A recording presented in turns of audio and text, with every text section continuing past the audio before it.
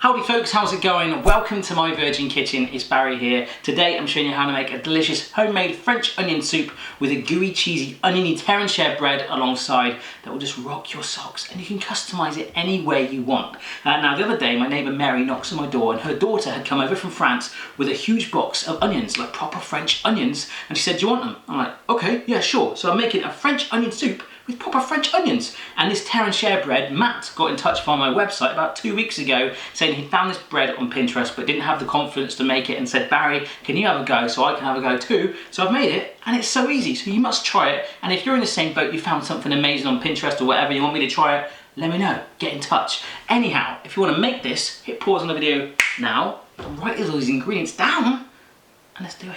So the first step is to obviously just chop up your onions into nice thin strips. I did mine quite rough actually, because when you cook them they kind of break up anyway and you can hack it up with your spatula. Now what I found with these being French and actually grown in Mary's daughter's farm, they seem to be like better quality, which made me like get a bit more upset than normal. I'm actually crying right now. Anyhow, with your onions nice and chopped up, all I did was just splattered up a couple of garlic cloves and again slice them nice and fine, or you could just use a garlic mincer.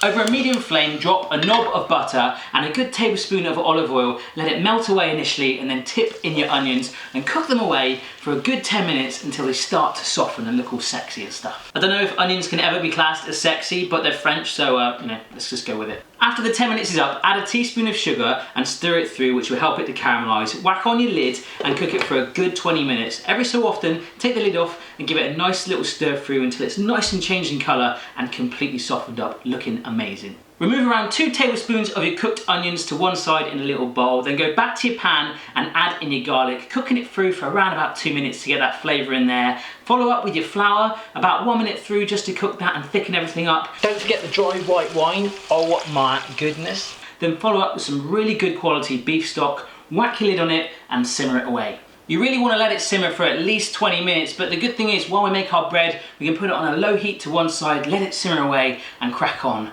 while we make this masterpiece. For the bread, chop up the onion we took out from the pan earlier, get it nice and diced and fine, whack it into a bowl with some melted butter, some poppy seeds, Dijon mustard, some French Dijon mustard, and some freshly chopped parsley. Now what you want to do is give it a good old mix together until it's nice and combined, and give it a little tweak if you want, add anything you like, but that will taste amazing as it is.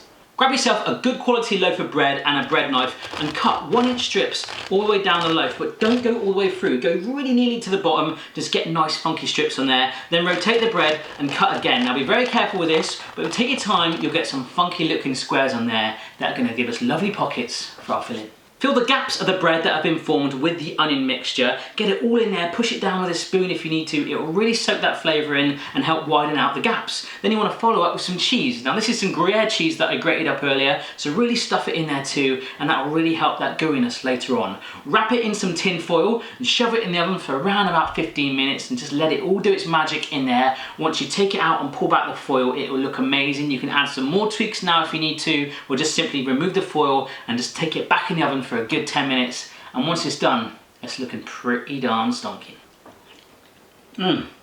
Oh my goodness guys, it tastes amazing. My first ever French onion soup.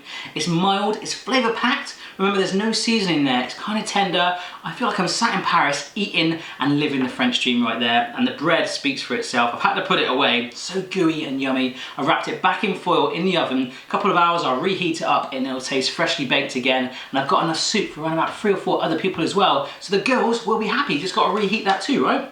So comments from my last video, Daniela Wallace says, I love the fact when you're feeding her, which was Mrs. Barry, I did the mouth action as well, you know how you move your hand and go, Everyone does that, right? I think, maybe, Artsy Georgia says, Phoebe is the spitting image of her mum. That is very, very true. Pictures of Phoebe and Mrs. Barry when they're grown up are identical, and for Chloe, unfortunately, she looked a lot like me growing up, so maybe, hopefully, that will change as she gets older, but she's my friend, they're all my friends, I love those girls, and you love Mrs. Barry too, so thanks for that.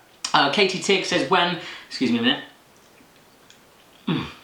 So good. Katie Tig says, when is the next Giant Food? I'm filming a Giant Food on Thursday in 2 days time. It'll be up on this Sunday with James. No idea what it's going to be yet. We never do, we just go with the flow. So if you've got any suggestions, let me know down below. And Optic Pancake says, can I do the chubby balance, so this is my lunch, the chubby bunny challenge, so with my family, which is basically where you put marshmallows in your mouth and they got what's a chubby bunny. Phoebe, I tried doing that with her. She got scared after putting 2 marshmallows in, so it didn't really work out. Although Chloe, she'd probably be amazing at that, so maybe I'll do that. But that's it, guys. I hope you enjoyed the video. If you did, don't forget to give it a thumbs up, share, subscribe, and comment, and all that stuff. Trying to reply to as many comments as I can at the moment. You must make this. If you do, send me a picture at My Virgin Kitchen, and if there's any recipes you find online you want me to try out and get you guys to feel confident that you can do it, give it a go, send it my way, and I'll see you next time.